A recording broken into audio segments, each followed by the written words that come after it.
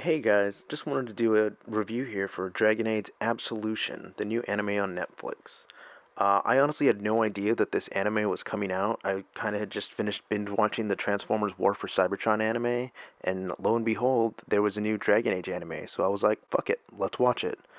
I hadn't realized that it had dropped that weekend, and it was actually pretty good. I enjoyed most of it. I've played a few of the Dragon Age games. I haven't played Dragon Age Origins, which I'm sure a lot of Dragon Age fans wouldn't be too happy about.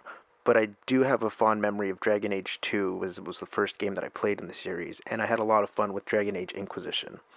I think this anime did a really good job at kind of being a standalone story as part of the Dragon Age world. I had a good time believing that it took place in Thedas, in the world that Dragon Age is established.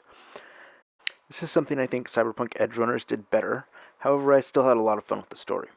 The plot follows a ragtag group of, I guess, mercenaries as they work together to take on a job that turns out to be much more than they were expecting. I don't want to get too much into the details because of spoilers. I will say, however, that I very much enjoyed the Tevinter Imperium as the backdrop for most of the show. We don't usually get to see much of it in the games, at least not in Dragon Age 2 and Inquisition. If there is in Dragon Age Origins, I still haven't played the game, so I wouldn't know. The characters were pretty one note and didn't have much in terms of characterization outside of the protagonist Miriam and the antagonist Rosarum.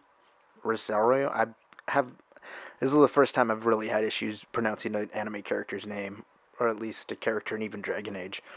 I really liked both characters. I think Miriam had one of the most tragic Dragon Age sounding backstories that we've ever had in the series, and I really liked how it was tied to Rosarum. Rosarum. I'm gonna mess up with that the whole time. And I really liked how he had clear motivations that were trying to make up for the mistakes in his and Miriam's past.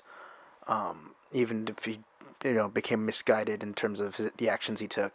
I definitely feel that their storyline was one of the most compelling aspects of the entire show altogether, and was basically kind of the main plot thread that held most of it together. So kudos to that. That was really good.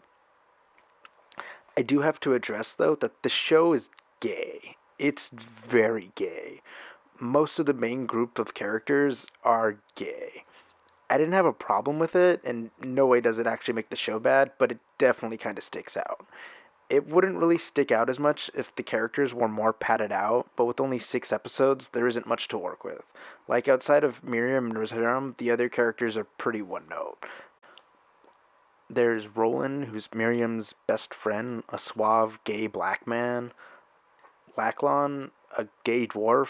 I don't really know how else to describe this character outside of him being a gay dwarf, as he mostly has, well, stereotypes that we would associate with dwarves in fiction, I guess. And then there's also that he's gay. So there's Hira, who's just one of the worst people ever, and it really pissed me off at the end when Miriam just didn't, blindly just kill her out of nowhere, because I feel like that would have been a really good, but we'll see in season 2. And there's Quidion, who the character landed flat with me. She was this Kunari mage that was supposed to be, the eccentric, fun type character, but having just seen that done so much better in a character like Rebecca with Cyberpunk Edgerunners, Quidion just didn't really pack that much of a punch with me or an impact. She really just kind of seemed like a type of anime trope character that had to be there. And I kind of wanted to see more of her anyway, or would like to have seen a better version maybe of this done, which we might get to see in season 2, as Kunari mages actually have a pretty tragic backstory in Dragon Age lore. I'm not trying to be too hard on the characters, but there's only the 6 episodes to work with, and I do like a lot of Dragon Age characters from the prior games. They do have a lot of iconic characters, and I do think this is a nice batch of characters to go into the rest of the Dragon Age universe and lore. The show is pretty woke, though, which might be annoying to some people. It didn't really ruin it for me, and I don't think it would ruin the show for most Dragon Age fans. It's something that, I mean, if woke culture bothers you, there's a good chance you're probably already not playing Dragon Age. I definitely see myself watching some episodes again, and it is only 6 episodes, so, and I very much want to see how the story plays out and where the characters all go, considering they very much left this off with a cliffhanger ending, and I think it's one that really pleased me as a Dragon Age fan, and any other Dragon Age fan would be like, yes, yes, a million times yes. So can't wait for season two, and hope you all enjoyed this review. This is the first time I've done a review of this of any kind, so like, comment, subscribe, share this with your friends, share this with other Dragon Age fans, other video game and anime fans. Um, Thanks a lot.